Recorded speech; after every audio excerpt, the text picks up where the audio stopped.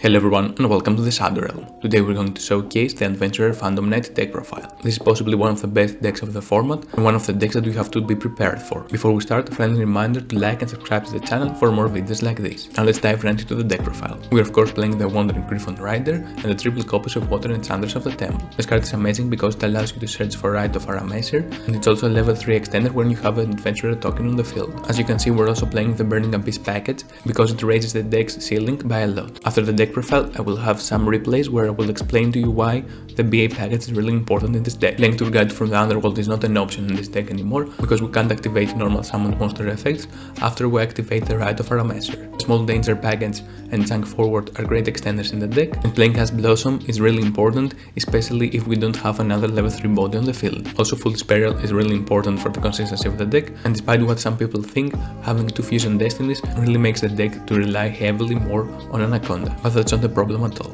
For the rest of the spells, we're playing the Rite of Arameser, the triple Forbidden Droplets, and the Called by the Grave. And for the trap lineup, we're playing the Sage Brigandine, the triple Fogblade, and the Phantom Knight's Wing. As for the extra deck, we're playing the single copy of Link Spider, the copy of Predaplan Vert Anaconda, Cherubini that's really important, so we can easily link Lamp into Rusty, and we have Unicorn, Appaloosa, and Access Code in order to have utility cards. Lever the Sea Dragon is really important alongside the double Breaksword, and since Ellis is going to be one of the most powerful decks, we have to play Time Thief Redoer and Downward Magician alongside Zeus, and of course DP that really shines in the deck. As for the side deck, this is going to be really dependent on your local scene. If you have many Sorcerer, I highly suggest you playing Token Collector or Dimensional Barrier. I'm also sure that many people are going to ask about the Utopic Future package. Honestly, this requires a lot of extra deck space and you have to sacrifice many utility cards for it. Now, if you don't have access to DP, this is going to be your alternative instead. Some early thoughts before we jump into the replays is that this deck is going to change as the format moves on. We're definitely going to include the Dark Charmer into the extra deck, and I'm also considering removing the Dagda package completely. The Scythe lock is really strong,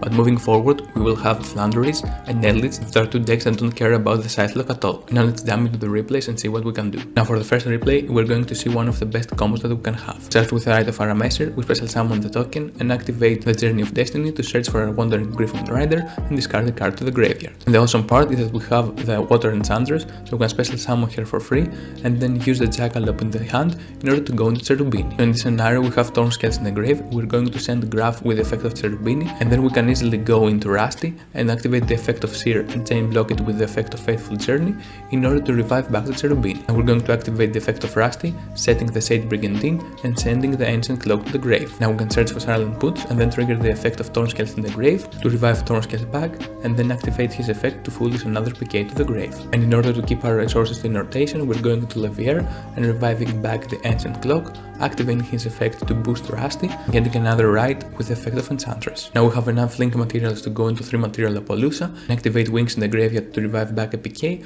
while chaining Saint Brigandine. Now we can easily go into Vert Anaconda and then search another Fogblade. We're going to trigger the effect of Predaplan Vert Anaconda to special summon our DP into the field, and then we're going to set her to Fogblades. In my opinion, this is a way better board than going for the Scythe lock because it gives you a lot of versatility. Now for some reason our opponent wasted his Imperm on Rusty, so we can use our Griffon Negate to protect the back row. Then they're going to set 1 card, but we're going to destroy it with DP. And at this point we can easily OTK our opponent by special summoning the Silent Boots with the effect of Dasher, reviving back the DP, and easily go into Unicorn and then Access Code and close the game after that. We have a lot of damage already on the field, so we don't have to overextend past that. If you're going blind first against a deck that you don't know what they're playing, I highly suggest you going with this board instead of a Scythe lock. Now moving on to the next replay, we're going to see what we can do if we didn't use our BA package. As you can see, we also drew 2 of our bricks in the hand, but it doesn't really matter because we can combo off after that as well. The only bad scenario is when you have the Rite of Arameser, but you don't have 2 level 3 bodies on the field. Now in this scenario, we're going for Cherubini and sending Thornscales, and then activate the effect of Silent Boots to search for Sage Brigandine,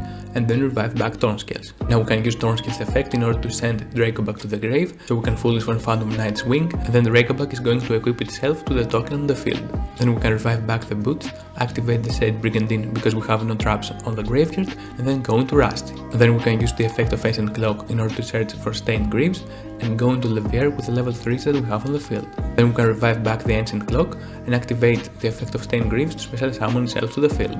After that we can go into Dagda and activate the Ancient Cloak effect, setting Scythe on the field. Now with 2 bodies on the field we can easily go into Predaplan Vert Anaconda and summon our DP. And during our opponent's opponent's draw phase, we can use the effect of DP to destroy our Scythe and special summon it back to the field. Our opponent cannot special summon monsters from the extra deck for the rest of the turn. Now in this scenario, our opponent plays with the new support of Blue Eyes, so they have several plays that they can do even under Scythe lock. Now as you can see in this scenario, we only have two interruptions, one Omni negate in the form of Griffon Rider, and the one monster effect negate in the form of Fogblade. Now our opponent will try to extend as far as they can, special summoning the alternative to the field, but we're going to negate the effect with a Fogblade, and when they activate the effect of Melody, we're going to negate with Griffon Rider and shuffle it back into the deck. After that, our opponent will go into battle phase, they will try to destroy our token but it's protected due to the effect of Journey, and then they're going to activate the effect of the stone during the end phase and summon Dragon Spirit of White to banish our Journey. And during the next turn we can revive back TP, and then we can activate the effect of Rusty to send another PK to the grave. And we're going to set the card in the hand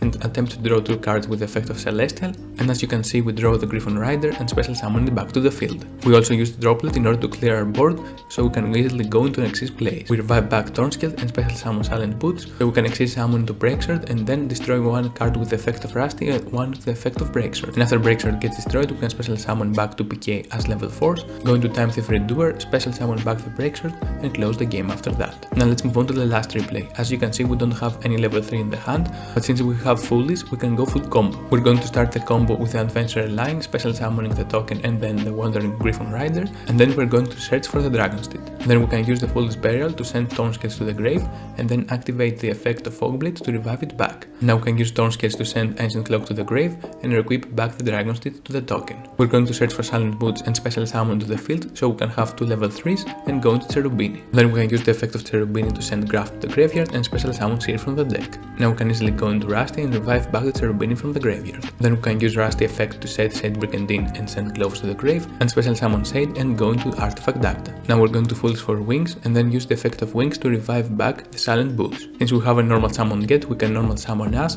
and go into Levier to revive back the Thornscales. And then we can go into Anaconda and trigger the effect of Dagda to set Scythe to the field and special summon DB. This way we can have Thornscales into rotation in case our opponent tries to destroy our board. Before we end the turn, we can search for Fogblade and set Fogblade and Droplets. Now sadly our opponent plays DDD, so after Scythe locking them, they won't be able to do anything. In the coming weeks, I'm certainly going to do an in-person deck profile, showcasing some of the other combos that you can do with this deck, and possibly change some of the ratios in the deck. Other than that, I highly suggest you playing with this deck, even if you won't be playing in this format, because otherwise you won't be able to understand the choke points of the deck and how you can effectively counter it. And that effectively wraps up the video. I would love to know your thoughts in the comments down below. What decks are you planning to play in this upcoming format? And what decks do you want me to feature in this channel? I'm certainly going to update some of my favorite decks, and I'm going to showcase many rogue and meta options that you can choose. Now if you enjoyed the video and you want to support the channel in any way, shape or form, I have links in the description down below. Until next time, hope you all stay safe, and I will see you all in the Shadow Realm.